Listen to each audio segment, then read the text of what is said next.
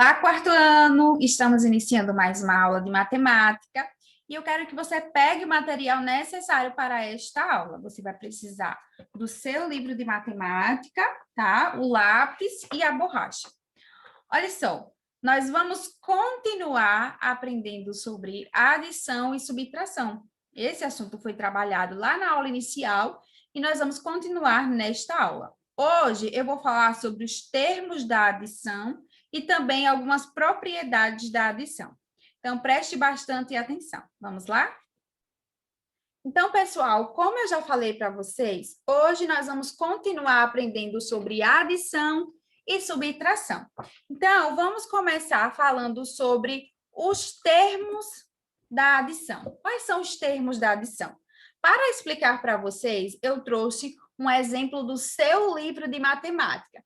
Então, antes de falar quais são os termos da adição, eu vou, junto com vocês, responder a questão de número 1 do seu livro, da página 48. Então, abra ele na página 48 e nós vamos resolver a questão e depois eu vou explicar quais são os termos da adição.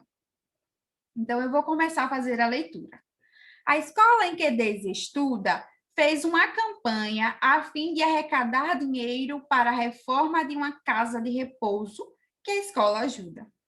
O quarto ano A arrecadou R$ 1.675 e o quarto ano B, R$ 1.043. Daisy quer descobrir o total arrecadado pelas duas turmas do quarto ano. Efetue a operação a seguir para ajudar Daisy a resolver o problema e identifique as parcelas da adição e a soma ou total. Então, primeiro nós vamos resolver aí a conta e depois eu vou explicar quais são os termos da adição, tá? Então, vamos lá resolver a questão. 5 mais 3 é igual a 8. 5 mais 3 é igual a 8. 7 mais 4 é igual a 11. Então, eu vou colocar 1 e vou subir o outro 1. Não é isso? Então, agora nós vamos fazer 1 mais 6 é igual a 7. E 1 mais 1 é igual a 2. Então, o total arrecadado pelos dois quartos anos foi de R$ 2.718. Agora, pessoal, eu quero explicar para vocês quais são os termos da adição. Então, em uma adição, os números que estão sendo adicionados, nós chamamos eles de parcela. Então, ó, esse número mais esse, nós não estamos adicionando eles, nós chamamos esses números de, ó, parcelas. Tá? Então, aqui é uma parcela e aqui é outra parcela. Então, aí no seu livro tem 3 quadrinhos, tá? Ao lado da conta. Você vai colocar nos 2 primeiros a palavra parcelas. Por quê? Porque os números que estão sendo adicionados, nós chamamos eles de parcelas, tá? Esse é um dos termos da adição. Agora, esse resultado aqui, o total que foi arrecadado, que é o resultado da adição, nós chamamos ele ou de soma ou total, tá? Então, esse resultado aqui nós chamamos de soma ou total. Resumindo, os termos da adição são parcelas, né? As parcelas que estão sendo adicionadas e o resultado que nós chamamos de soma ou total. Compreendeu? Agora, nós vamos ver os termos da subtração. Assim como na adição, nós vamos responder uma questão do seu livro. Então, aí na questão 2, vamos lá, eu vou fazer a leitura e você acompanha junto comigo. O dono de uma livraria quer vender 9.665 livros em um semestre. Já se passaram 3 meses e foram vendidos 4.073 livros. Para atingir o total de vendas desejado, ainda precisa ser vendido quantos livros nos próximos 3 meses? Efetue a operação ao lado para descobrir quantos livros ainda precisa ser vendido identifique o minuendo, o subtraindo, o resto e a diferença.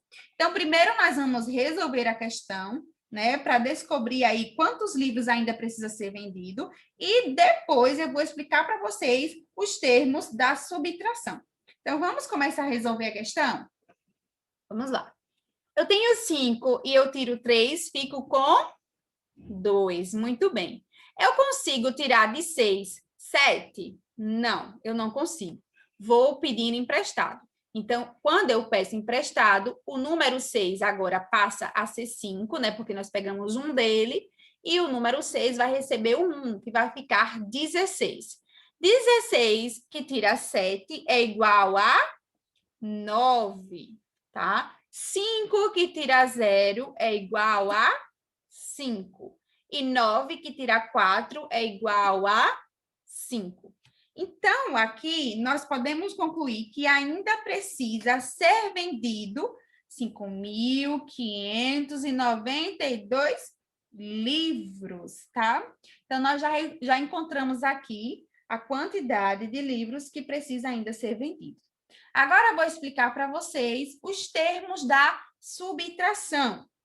Então, pessoal, na subtração, o número do qual se retira uma quantidade é chamado diminuendo. Qual é o número que nós retiramos aí uma quantidade? Isso mesmo, 9.665. Nós retiramos aí uma quantidade dele, e esse número nós chamamos de minuendo, tá?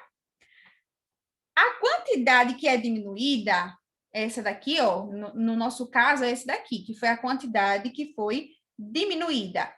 É chamada de subtraindo, tá? Então, esse é minuendo, esse subtraindo. E para finalizar, o resultado da subtração chama-se resto ou diferença. Então, aqui, ó, o resultado nós chamamos de resto ou diferença. Então, aqui nós aprendemos sobre os termos da subtração. Então, nós temos o minuendo, que é o número do qual se retira uma quantidade. Nós temos o subtraindo, tá? Que é a quantidade que foi diminuída aí do minuendo. E nós temos aqui o resto e ou a diferença, tá? Que é o resultado. Compreendeu? Agora vamos entender um pouco sobre propriedades da adição. Olha só, esse exemplo que eu vou mostrar para vocês também está no seu livro de matemática, na página 49. Então, abra aí na página 49 e acompanhe junto comigo. Vamos ler o que Flávia e Ricardo estão falando? Então, ó, o balão de fala de Flávia. Eu tinha R$ 20 e ganhei de minha mãe R$ 38. Eu tinha 38. Agora o balão de fala de Ricardo. Eu tinha R$ 38 e ganhei de meu pai R$ 20.